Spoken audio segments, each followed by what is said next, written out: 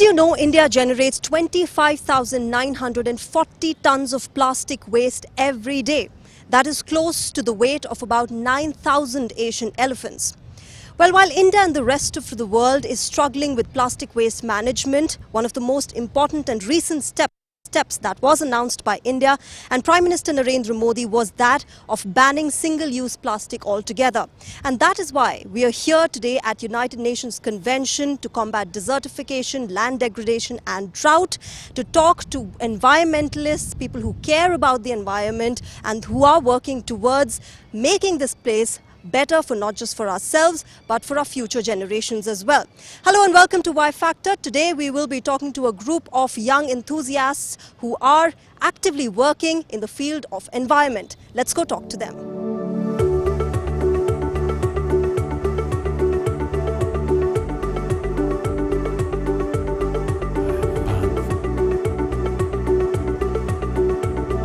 Like we told you, I am joined by a group of delegates, youngsters who have come from all across the world to take part in the United Nations Convention to combat desertification. Let's try and talk to them and try and understand from them what ails them about the environment and what is their contribution towards making environment better for us and for our generation. Hi, what's your name? John Paul. Where are you from? I'm from Kerala.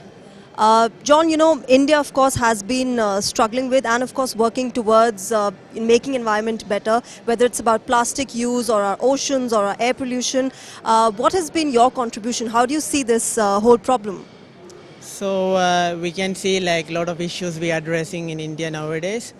When it comes to desertification, India has been said like we are going to restore the lands which got degraded, but we have to find the cause of degradation. So one can be industries or like climate change, like our emissions.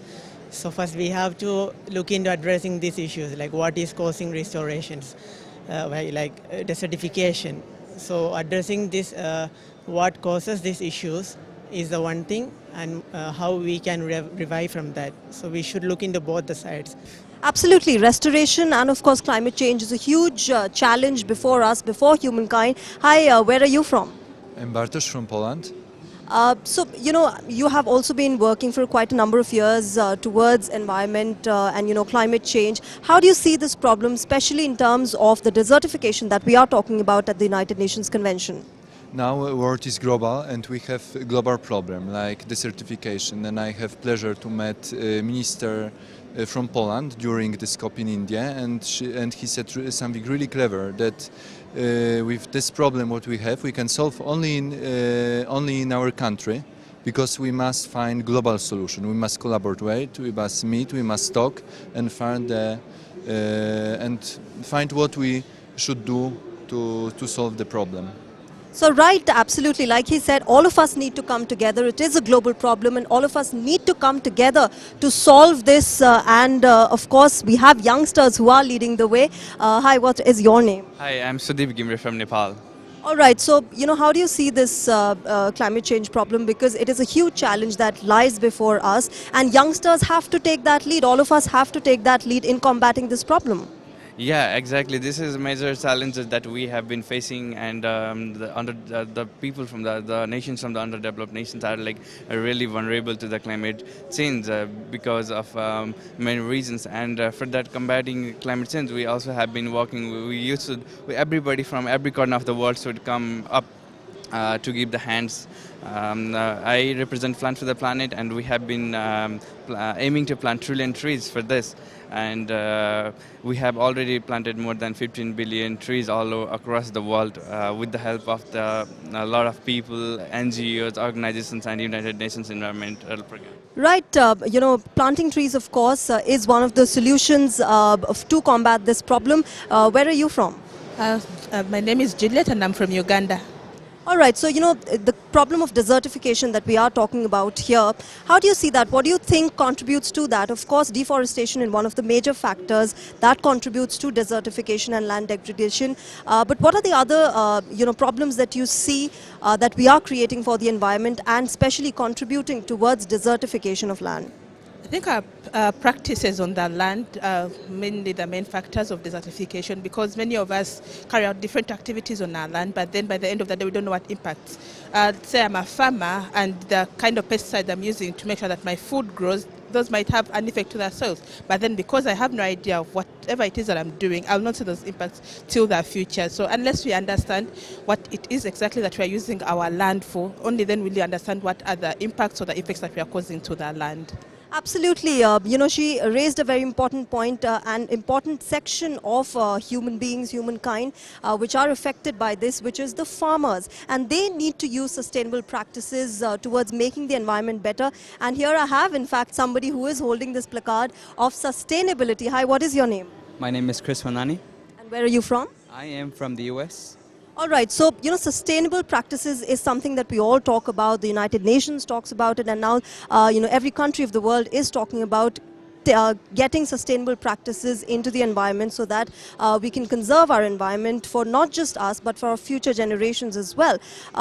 You, I'm sure, have been working in the area of environment for a number of years. How do you see these practices being used by world over?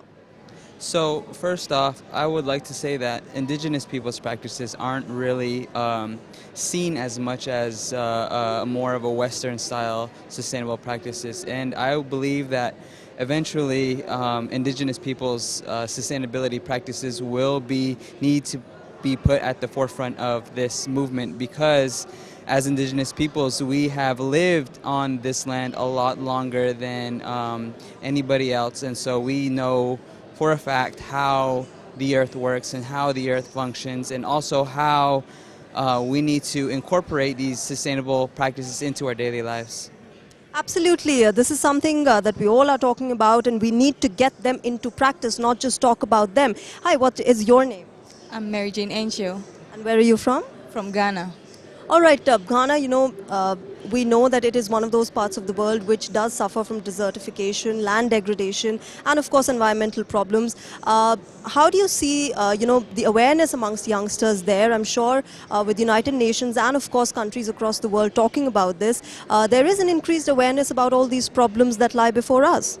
Sure, there is a lot of awareness amongst the youth regarding the fact that land degradation and desertification is really affecting livelihoods. For instance, where I come from, we have almost 80% of the population living in the rural areas, and majority of them are the youth, who are also found into farming activities. And so once the lands or the soils are no longer fertile, it affects their livelihood. And these youth are forced to move out of where they are into the big cities, migrating from where they are to the big cities, causing a lot of issues like security,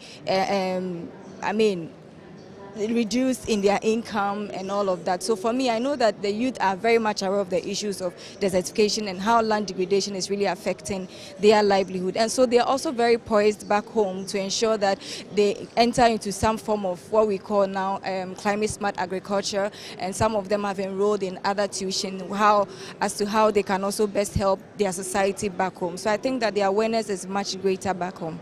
And you talked about migration due to desertification. As a woman, we know that women, not just in migration, but they do have issues, when it comes to environment. How do you see that? And of course, as a woman, the challenges that we go through.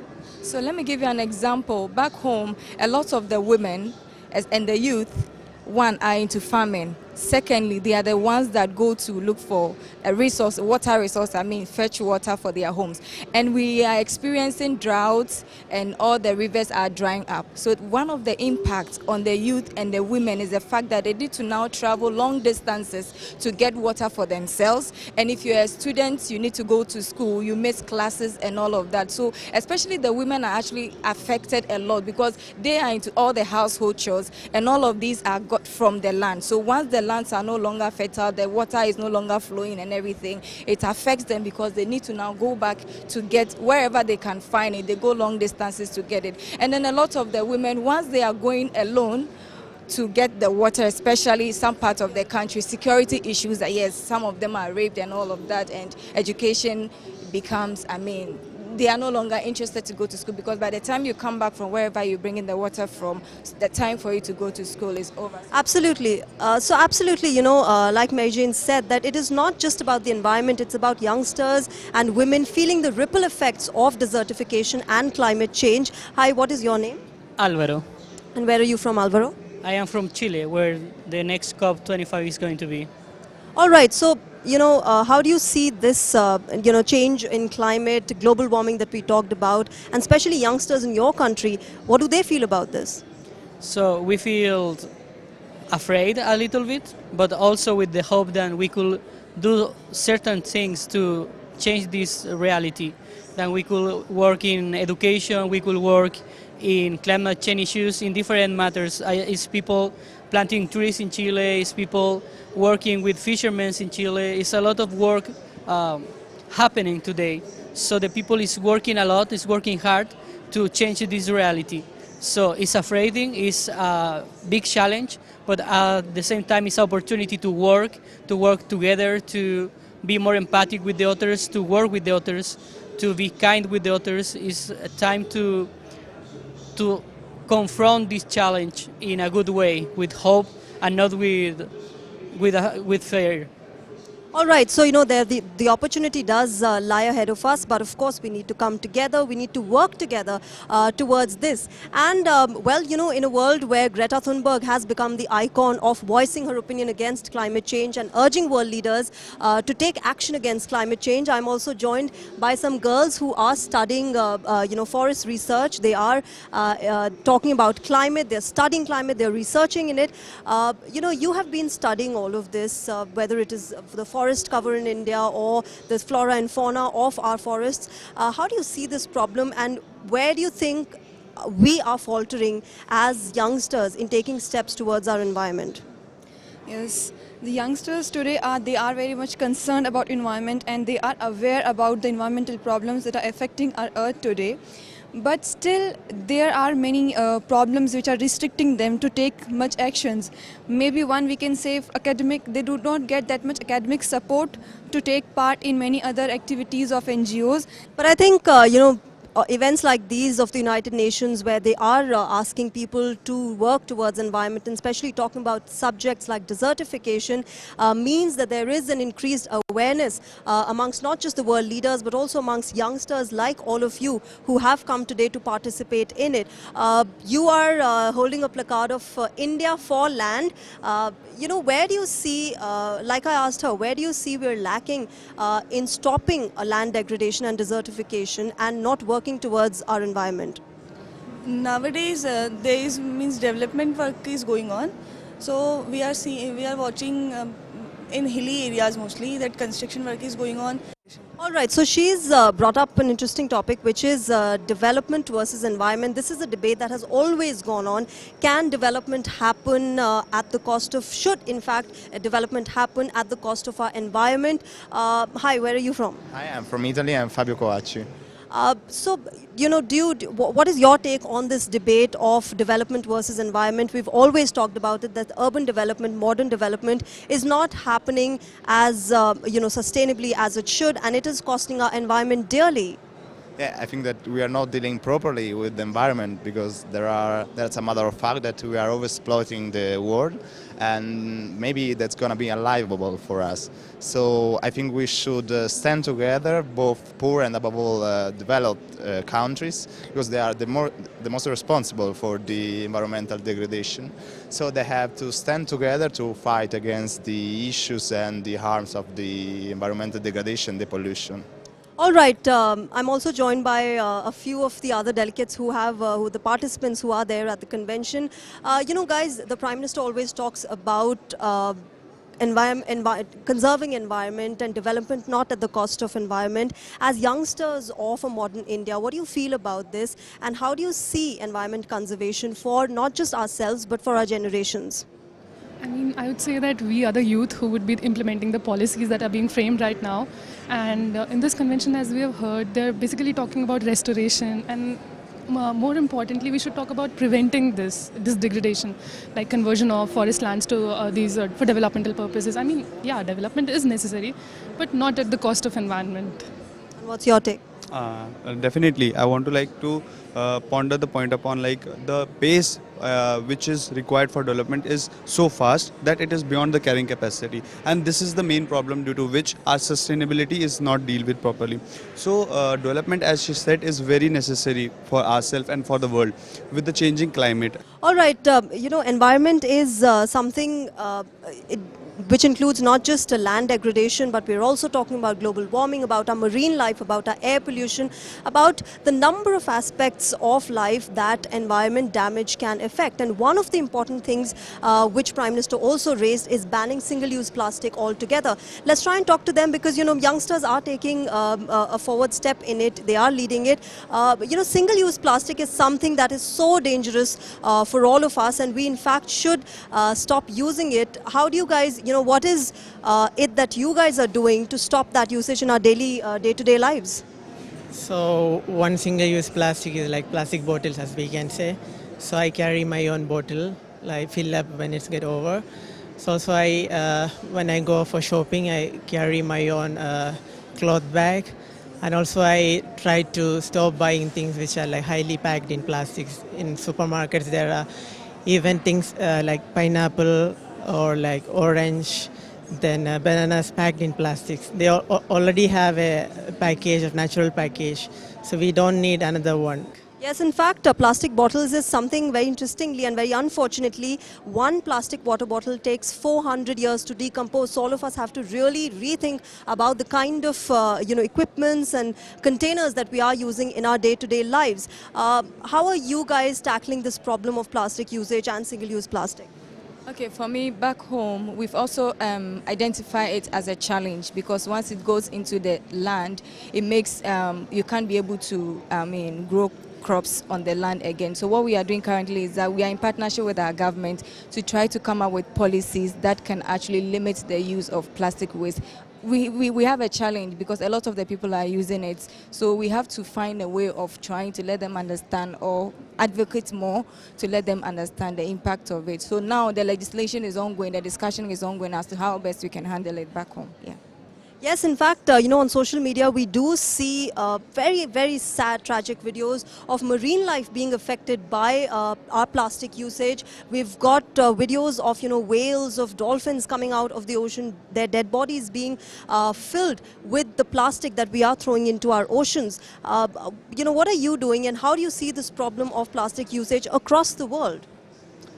We must try find a way how to reduce plastic in daily life, like buying the drinks in multi-use bottles, like take material back to the shop when you can use a lot of times. But I think that it's not enough. We must be ban for products, a lot of plastics, bags and boxes, because it will be a terrible problem for future generation.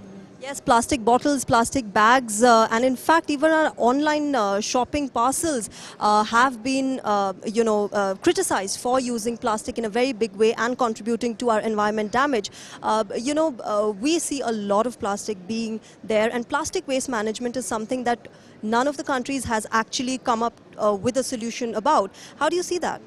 I mean, of course, like you pointed out, plastic issue is a big issue, and it's also one of the issues that has received in last couple of years global media attention, that there are plastic bans being implemented in different countries, including in the state that we are in, which has banned single-use plastic.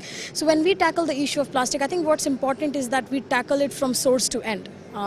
Like where it is being generated until the point where either it's been discarded or putting into recycling or whatever mechanisms you are using it. If you look at the broader intergovernmental processes on microplastics and oceans specifically, so UN Environment is trying to come up with a marine litter treaty. So similar Paris Agreement kind of a style of model or a treaty on microplastics and marine litter. But of course, it's not an issue that is enjoying a lot of consensus. There are of course concerns that countries that actually are not on the oceans, that are landlocked, they do not see this much as a concern. But of course, countries that have coastal lines or small island states, for them this becomes a major problem. Yes, in fact, plastic usage, unfortunately, if we look at the stats, half of India's plastic waste comes from our metropolitan cities, and that is something that we all should be concerned about. Where are you from?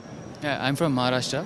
Nasik. All right. So, Mumbai is one of the contributors, so to say, towards our plastic waste. How do you see that problem in your state, and what are the steps that are being taken to tackle this plastic waste management? Yeah. So plastic waste is indeed a concern, and the government has recognized that. And considering that, they have already banned plastic bags in our state. However, there is a lot of awareness within the NGOs as well.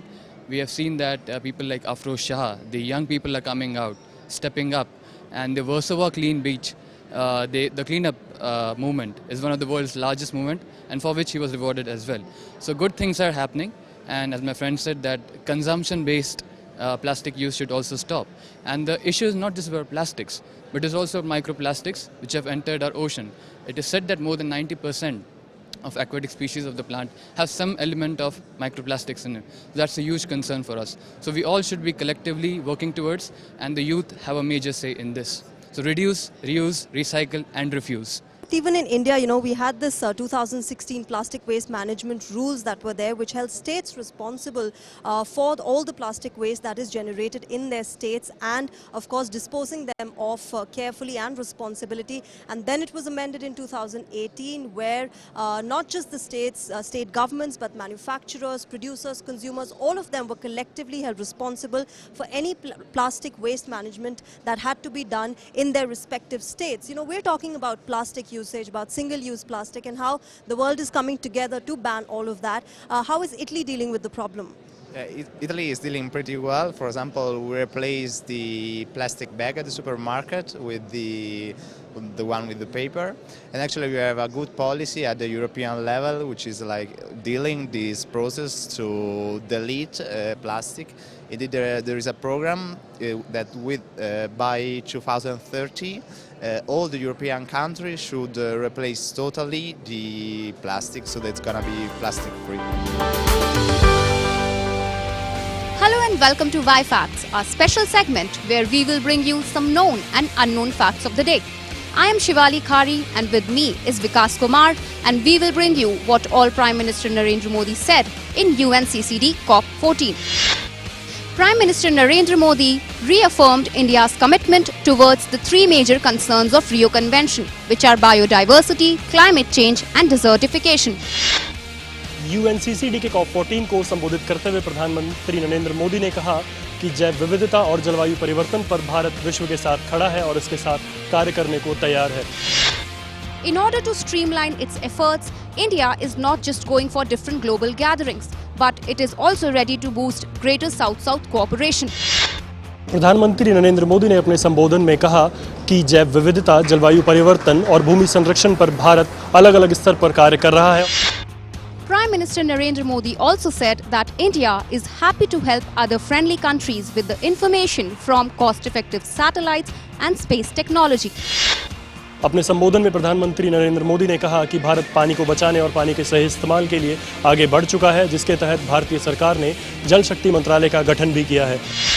PM Modi also advocated the idea of having a global technical support university for the members of UNCCD, which will help them in their capacity building and support their land restoration program. अपने संबोधन में PM Modi ने कहा कि भारत ने अपने green क्षेत्र को बढ़ाया है. इसके तहत 2015 और 17 में भारत के वन क्षेत्र में बढ़ोतरी हुई है. Acknowledging the importance of water in our daily lives, PM Modi urged the world community to have a global water action agenda. प्रधानमंत्री नरेंद्र मोदी ने सिंगल यूज प्लास्टिक के खिलाफ जंग छेड़ दी है और विश्व से आह्वान किया है कि वह भी इस जंग में शामिल हो. All of us need to be educated in this matter, to act in an effective way and to work together. We need to get out of our comfort zones. We need to be able to travel to different parts of the world and learn and get outside of the box that we're always stuck in. We need to be able to go out, experience new things, learn new things so that we're able to grow. First of all, environment knows no political boundaries. We are one. Therefore, this action which we take has to be unanimous. We cannot think in narrow mindsets or narrow political boundaries. A country like India, which is having a population of youngsters more than the 60% all over the globe. So what thing we can do is by taking small changes, we youth can lead to a big change that can change and lead as an example for the other countries. Like it's our earth. We are the ones who will be, responsible for what's going to happen to us. Absolutely, it's our earth and we are responsible for it. We should protect her, we should save her environment, and yes, we should be the last generation that is tackling the challenge of climate change, global warming, and world leaders need to come together. All of us need to come together at an individual level, at a community level, and work towards saving our environment, not just for us, but our future generations as well. This is it in YFactor this time. You can catch us again next week with another interesting episode. But till then, you can send us your feedback at yfactorddnews@gmail.com. You can also follow us on Twitter at DD News Live. Thanks very much for joining us this time. Namaskar.